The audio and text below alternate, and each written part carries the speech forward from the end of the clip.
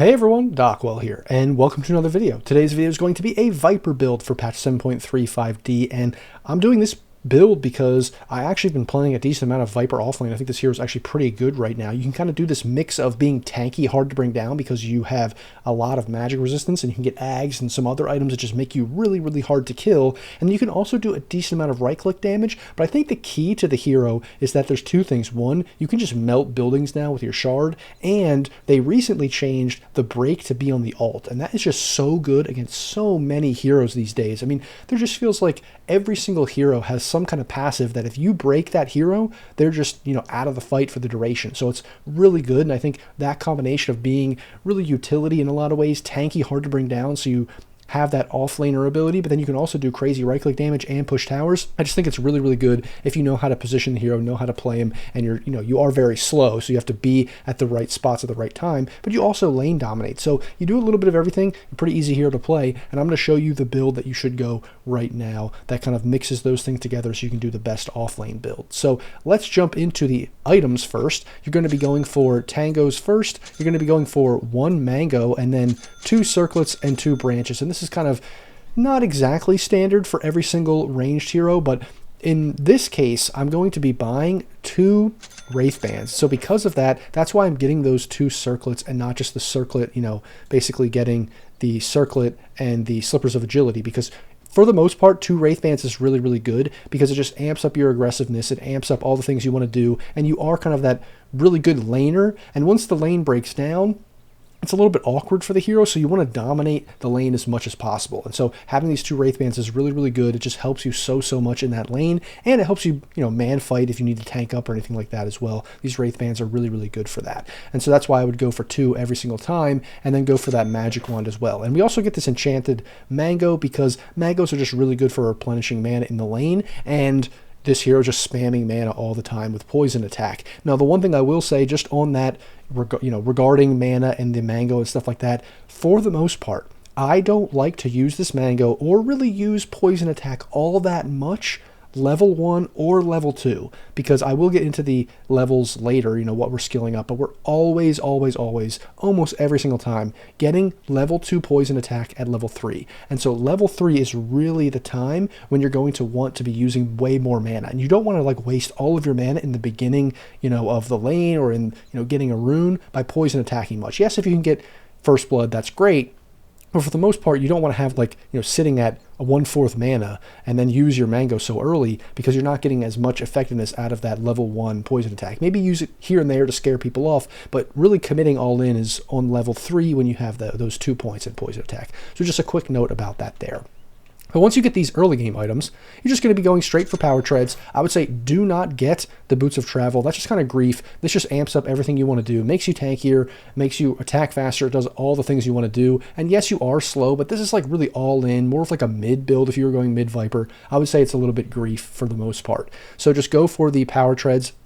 And then personally, I go right in for the Dragon Lance, and I do this because this item you're just going to get every single game. It's just kind of when you're getting it. In the past, maybe a few patches ago, it was actually Mage Slayer that you wanted to go first, and that was when Mage Slayer was really good. It was being bought by every hero, like Dragon Knight and Ember Spirit and all that kind of stuff. But then they nerfed Mage Slayer pretty significantly. So it's not that you can't go this item. It's just that for the most part, I would probably go Dragon Lance first, and then maybe go back for a Mage Slayer. I might go Mage Slayer first if it was a really, really good game for Mage Slayer, but I also might just skip Mage Slayer altogether because I might just want to go in for other items. And so I'm probably getting Dragonlance first at most games, and I'm honestly finishing Hurricane Pike first in a lot of games too, because this will just help with so many different things. You can get out of a lot of spells because this hero has so low mobility, and you can also Force Staff in if you want to get that long-range Viper Strike and then just, cue people down from long range. It just helps with all the things Viper wants to do, and you're going to get Hurricane Pike pretty much every single game. Same thing with Dragonlance. So that's why I'm going to be going for these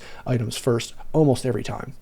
And then from there, you're going to probably get BKB and Shard, but again, you could go back for that Mage Slayer. And the other thing to mention is also Manta style at this time, because a lot of people will buy Manta around this time as well. But for me personally, I mean, Manta is very good, don't get me wrong, and there are certain games where you can dispel a lot of things, and there's not a lot of direct stuns, there's a lot of roots, there's a lot of things you want to dispel because you're slow in the first place, and if you're getting slowed even more, there are some games where Manta is really great, and I do think it's a good buy in a lot of games. But personally, I think for the most part, I would not really get a Manta style because I'm going all in on like tankiness and, you know, just right-clicking people down. And this is more for like survivability, and it's a very good middle-of-the-road item, but I want to go all in one way or the other. You know, I want to use my ult on people, click them, and just like stand and tank. And so that's why I'm going for BKB. I'm going for that shard to, you know, help me push around that time, because around 20 minutes is when you might be able to push towers and things like that if you're having a decent game. I would maybe delay shard a little bit later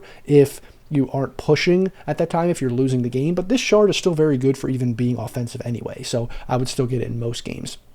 And then, so if you go Mage Slayer, if you go Manta Style, you can go one of those maybe, then go into the BKB shard, or sometimes I even go for Butterfly before even getting any of these things. If I'm like snowballing super hard, I don't really need anything but attack speed, I'm mostly against right-click damage, you can go Butterfly straight away. But otherwise, you can get, you know, these two items or one of these items and then go for the Butterfly. Then I would usually go for the Ags. That's just tanky. It's really good. It amps up your ability to do damage when people damage you, but with corrosive skin it's kind of insane. And this is another one that I would honestly think about maybe going before BKB and Ags. So it's a little bit complicated in the sense of like which items you're going to be going for, because I think these 4 items can all be bought before getting these 2 items, but they are situational. Like I'm not buying Mage Slayer every single game, I'm not buying Manta Style every game, I'm probably buying Butterfly and Ags every game, but they might not be till late. It just depends on the matchup that these 4 items could be bought in. And so that's why it's kind of a little bit complicated in there, but you're probably going to be having all this in your inventory, and at least an Ags, probably Butterfly. Maybe I would skip Butterfly if there's absolutely no right-click damage, and then I would get a Scotty later. Scotty just gives you everything you want. It gives you, you know, tank ability. It gives you even more slow. It's super annoying. You're building up to the level 25 talent, which we'll see, where you become universal. And so all of these items just give you stats, and it gives you exactly what you need and what you want when you become universal, which is also why Manta Style is very, very good as well. So that's like the main build. Now I'll talk a little bit about kind of other things you can add. You can even go for a completely non-right-click build where you're just going for like complete tanky magic damage, where you go Bloodstone, you even go like Bloodstone Blade Mail Ags or Bloodstone Ags Blade Mail, something like that, where if you're against the Slark, he literally just cannot kill you when you have Bloodstone Ags Blade Mail. Like there's so many heroes that if they commit on you that are like magic damage based or whatever, and maybe they're melee and you can disarm them and all that kind of stuff, and then you just, you know, survive through all that because you have so much healing. This can be a very, very good combo, but again, you're going all in for that tank. Maybe it's super magic damage, you know, a magic damage lineup that is like, and you're going all in for this tank build, then you can go for the Eternal Shroud instead of the Mage Slayer. But for the most part, you know, Mage Slayer gives you 20% magic resistance. Yes, this gives you 25, but Mage Slayer gives you more right-click ability. So that's why I usually go this instead of Eternal Shroud. But if you're going for this kind of tanky, then you can go for the Bloodstone and Eternal Shroud or Bloodstone Blade Mail. You might skip the Blade Mail, you know, go either one of these, but that's definitely an option. And then if you're doing that, you might go Kai Assange. Like this is very good in those situations. That's kind of the more magic damage tanky build, but I don't love that in most games, because most games it can kind of feel bad and then you're not doing very much right-click damage. And yes, you are hard to kill, but if people don't go on you, then what does that really do? So that's kind of annoying. Then AC is very situational in some games. Don't love it because it's not giving you stats for universal, you know, that 25 talent, but you can definitely go it. You can go for the Maelstrom and the Gleipnir. You can go for Mjolnir. These are things that have been popular in the past, but they're not very popular right now because early on it's just not great. Like Maelstrom's early, you're buying that first, it feels awkward. This would be more if you were playing like Carry Viper or something like that. Boots of Travel I already mentioned. Helmets Halberd, very situational if it's like a super specific game against a PA or a Troll or something like that. Maybe an Ursa. You can go Scythe because this hero does well with that mana pool. Like you do run out of mana even late game when you have a ton of items because this hero is just using a ton of mana for poison attack, especially when you're pushing, so that helps. And giving a little bit of extra lockdown. I mean, if you can just Scythe someone and use all of your abilities, they will die. Lotus Orb, very situational. Same thing with Lincoln Sphere in certain games where you just really feel like you need it for Dispel or to block one spell. MKB, very rare, but you know, maybe against a PA or maybe against a, but even the problem is PA, you can Viper Strike them even against any kind of Wind Ranger or something like that. You can get it if you feel like you really need it, but honestly, using your ult on that hero is probably better. You can go Blink if you really need that situational positioning, if that's really a problem, even if Hurricane Pike's not enough. You can go for the Blink and upgraded Blink. And then some patches in some games, they go Arcane Boots into Guardian Greaves. I wouldn't go that very much now. And then also Bloodthorn is a pretty decent item right now, so you can go it on this hero. But the problem is, again, this isn't giving you any stats that you really want. Yes, it's 10 intelligence, but that's really not that much. And that's kind of the main problem. It's just like all in on the right click, and you really want to beef yourself up, and that's why these other items are a little bit better. So those are the items. That's the item build. It seems pretty straightforward, but it can get a little bit complicated when you're getting that like second, third, fourth item, whatever, and what you need to decide what you need to do, because you want to get tanky and you want to decide, you know, how am I really going to play this game? What's going to happen in the game? So you do need to consider that.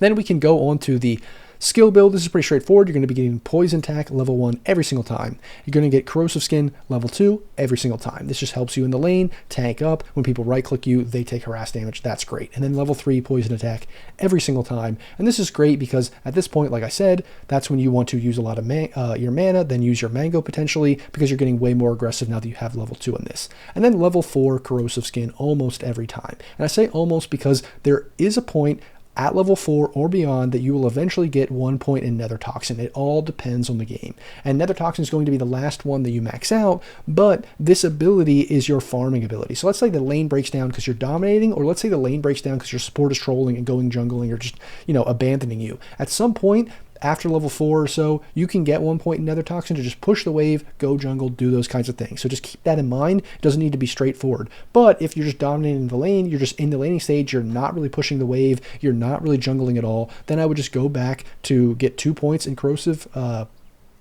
Skin, like the 3rd point in Poison Attack, Viper Strike, Poison Attack, and then maybe go for Nether Toxin at that point. So you can like have all of those things, and because at a certain point, once you max this out, once you're, you know, at that 7, 8 level or whatever, you're going to be jungling. Then you're going to be pushing out the waves because the lane is breaking down. So getting at least 1 point is good from there. And then once you have that 1 point, max out your Corrosive Haze. Obviously, get your ult whenever you can. And then Nether Toxin is the last one to be maxed out because really it's just helping you push waves a little bit more, especially now that this is not the break. That's really important. So that's skill build, pretty straightforward. The only one consideration, like I said, is the Nether Toxin when you get that. Then for the talent trees, you're going to want to get, actually, I think Corrosive Skin damage is actually way better here. So we're going to get that one. I don't know why I need to change that because this one's actually wrong. So you should not get this one. You can get that one in some games, but this Corrosive Skin damage is so much better when you're going this off-lane tanky build because you're, like I said, buying a lot of stat items, buying that Ags. It's really, really good with that Ags. Same thing with the magic resistance. If you get this magic resistance, if you get this damage, if you get the Ags, if you have all those things in combination, you have a bunch of HP, this gives you HP as well. Like, it's pretty good for tankiness, 200 health, 15 strength. This makes you very, very hard to bring down and annoying to deal with, extremely annoying to deal with. And if you get that Mage Slayer, you have a ridiculous amount of magic resistance with the Corrosive Skin and this ability and then the Mage Slayer. So just keep that in mind. Very, very good. Then we would go for Poison, Attack, Slow, and Damage because you're obviously going to be using this a lot, and this is kind of the main thing of the hero. But you could potentially maybe get the Viper Strike DPS if you felt like it was a game where all you're doing is Viper Striking a target and you really feel like you don't have the ability to right click very much. I could see you going for this. But for the most part, we want to go for this Poison, Attack, Slow, and Damage in almost every game. I would say 90 or 99% of games, to be honest. And then lastly, it's not a choice. Become Universal, probably just one of the best 25 abilities in the game, 25 talents in the game, because this just makes the hero so much better, and you're buying all of these stat items, you become a beast in that late game, and that's why, one reason why this hero is so good right now, also because it scales super late, where before, it didn't really scale late game as much, but now it does with that break, with becoming universal, all that kind of stuff. And this Viper Strike mana cost cooldown, like, that's not, like, that's not great. Yes, you are mana starved in some way, but it's not that much that you need to get that level 25, and you're sacrificing this to become universal. So those are the talents, that's the skill build, and the item build for the hero. Obviously, you see I didn't buy all these because I was talking about that so much that we didn't even buy it. We didn't even Viper Strike this guy. We didn't even spit on this guy at all. But you can see it's kind of insane damage. Let me just get this Ag, show you what it does in case you don't even know. You can disarm guys, apply insane damage to them, all that kind of stuff. So anyway, that is my Viper build for patch 7.35D. As always, guys, if you liked the video, like, comment, subscribe, all of those kinds of things. Thanks for watching, and I'll see you in the next video.